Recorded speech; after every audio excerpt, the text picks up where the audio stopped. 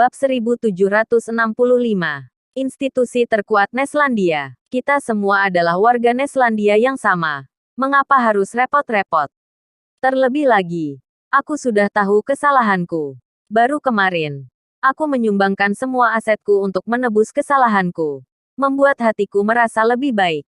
Ernest Suarez sedikit menyalahkan dirinya sendiri. Semua orang bertepuk tangan. Kerumunan mulai bertepuk tangan. Ernest Suarez menyumbangkan semua asetnya kemarin. Angka yang setinggi langit. Semua orang semakin mengagumi dan mempercayai Ernest Suarez yang seperti itu. Tapi semakin dia melakukan hal seperti itu, semakin tidak normal bagi Nathan dan Wenny. Jalan yang diambil oleh para jenius selalu yang paling ekstrim. Menyumbangkan semua aset merupakan tindakan ekstrim. Ernest Suarez memandang Nathan dan berkata, "Aku tahu kamu curiga padaku. Jika kamu masih khawatir, bunuh saja aku. Aku tahu membunuhku dengan kekuatanmu semudah membalikkan telapak tangan. Dia berani. Jika dia membunuhmu, maka dia harus membunuh kita semua terlebih dahulu. Ya, kami akan melindungimu." Para teknisi ini seperti orang gila. Ernest Suarez menatap Nathan dengan puas hati. Seperti mengatakan kepada Nathan, "Walau kamu ingin membunuhku saat ini, kamu tidak akan bisa menyentuhku. Cepat atau lambat aku akan membunuhmu." Nathan tertawa dingin. "Cepat tinggalkan markas kami. Kamu tidak diterima di sini. Kami berharap tidak akan melihatmu lagi." Semua orang mulai mengusir Nathan. "Bocah, aku akan tahu segala gerak-gerikmu. Dan kemudian aku akan membunuhmu." Nathan memberi peringatan dan pergi bersama Wenny. "Jangan khawatir. Aku akan mengawasinya." Saat mengantar Nathan pergi, Wenny mau tidak mau mengatakan itu. Sepertinya masih ada orang pintar. Nathan tersenyum. "Kamu." Wenny sangat kesal. Markas ini merekrut talenta dengan IQ tertinggi dari seluruh Neslandia. Hampir semua ilmuwan terkenal ada di sini. Tidak berlebihan jika mengatakan orang terpintar di negara ini ada di sini.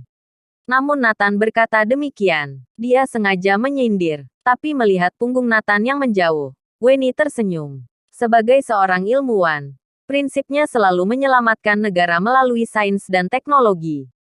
Di matanya, para master bela diri ini orang-orang kasar. Tapi kali ini, bahaya Neslandia diselesaikan oleh para master bela diri.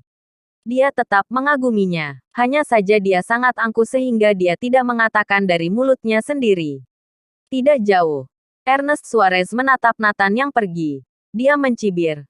Ucapan Nathan Clark benar. Orang-orang ber-IQ tinggi memiliki IQ rendah. Mereka mudah ditipu. Tunggu saja, Nathan Clark. Aku pasti akan membuat keributan yang sangat besar. Meskipun pertempuran di Waregel telah berlalu beberapa hari, tapi seluruh dunia masih membahas masalah ini. Waregel dipermalukan. Dendam antara mereka dan Neslandia semakin dalam. Namun, seluruh Waregel tiba-tiba menjadi sunyi. Saking tenangnya hingga membuat situasi mencekam. Namun tiba-tiba sesuatu yang besar terjadi di Neslandia. Sebelumnya klan Seiryu muncul ke permukaan. Sebenarnya, klan Seiryu tidak merujuk pada satu klan. Mereka terdiri dari 9 klan kuno penjaga. Asal-usul ras kuno harus ditelusuri ke masa yang jauh di belakang. Beberapa bahkan tidak pernah tercatat dalam sejarah. Namun, 9 klan kuno penjaga bukanlah satu kesatuan. Mereka mengendalikan rahasia dan menjaga hal yang paling penting di Neslandia. Oleh karena itu jika klan tertua ada di Neslandia akan selalu ada institusi yang mengontrolnya. Institusi terkuat ini disebut Dewan Angkasa. Juga dikenal sebagai dasar pelindung negara. Dewan Angkasa terdiri dari banyak institusi kecil. Di antaranya, Balai Rahalang mengendalikan rahasia dan informasi terlengkap di dunia. Pada hari ini, Balai Rahalang mengadakan acara yang menggemparkan dunia. Bab 1766. Peringkat langit bumi Neslandia. Menggemparkan seluruh Neslandia. Bahkan seluruh dunia. Karena Balai Rahalang membuka kembali daftar peringkat yang sangat kuno. Peringkat langit bumi Neslandia.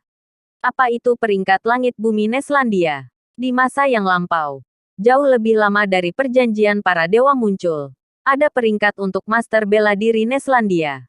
Yang disebut peringkat bumi adalah master muda di bawah usia 30 tahun. atau disebut peringkat jenius, peringkat bakat. Lalu peringkat langit adalah peringkat untuk semua master bela diri. Karena selama waktu yang lama ini, sama sekali belum ada master yang benar-benar mumpuni masuk ke dalam daftar. Membuat peringkat langit bumi Neslandia sudah terlalu lama terbenam. Kecuali di beberapa klan kuno. Pada dasarnya tidak ada yang pernah mendengarnya. Tetapi zaman telah berubah banyak. Perjanjian para dewa telah dicabut. Master bela diri masuk ke dunia modern seperti air bah. Memasuki kehidupan orang biasa.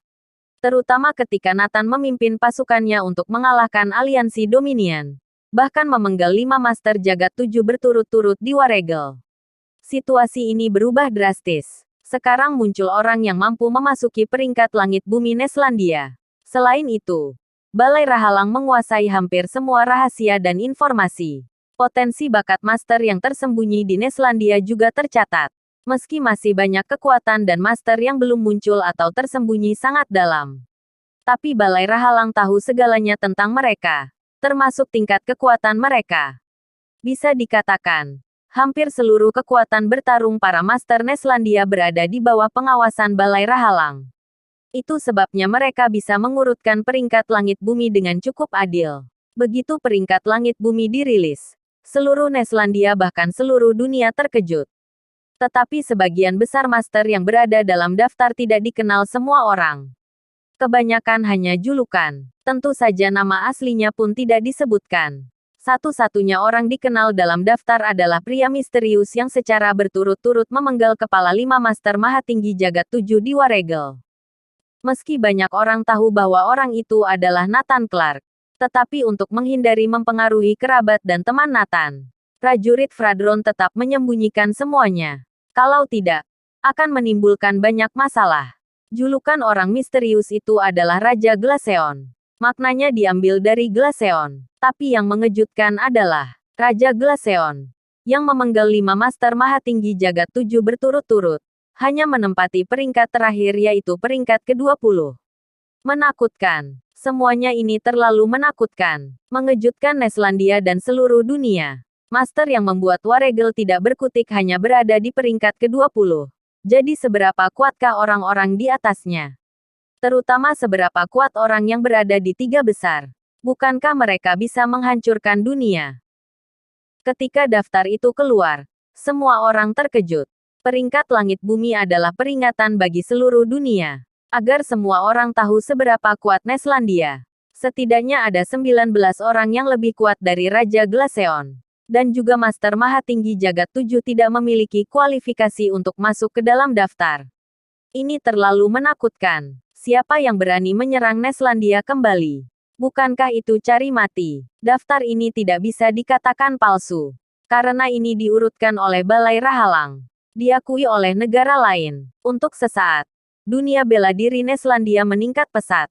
Menunjukkan kejayaan yang belum pernah terjadi sebelumnya. Negara-negara di luar bahkan semakin putus asa. Kali ini, celah mereka dengan Neslandia akan semakin besar.